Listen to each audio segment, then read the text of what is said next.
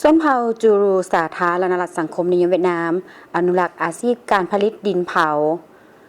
เรียบตามแคมฝั่งแม่น้ำดายิมแขวงเหลิมดงสาธารณรัฐสังคมนิยมเวียดนาม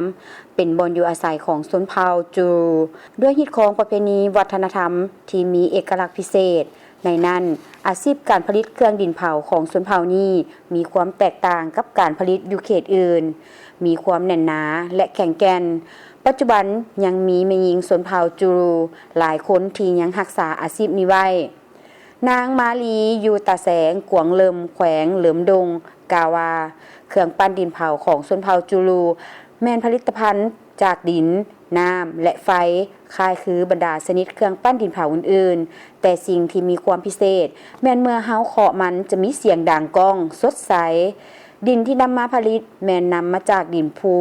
บ่แม่นดินนาคือดังเขตอื่นเพื่อให้ได้ดินที่เป็นฝุ่นละเอียดส่วนเครื่องมือผลิตเครื่องปั้นดินเผาแม่นบ่มีหยังหลายมีเพียงแต่ใช้มือและความชำนาญของแคล่วก็สามารถผลิตทุกๆสิ่งอย่างที่ตนเองต้องการ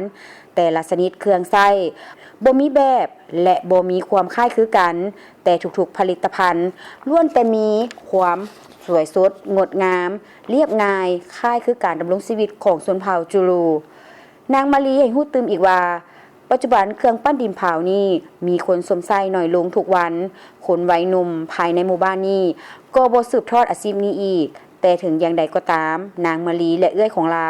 ก็ยังใส่ทุกความพยายามเพื่ออนุรักษ์อาชีพนี้ไว้และสิสอนให้ลูกหลานเป็นผู้สืบทอดอาชีพนี้ต่อไป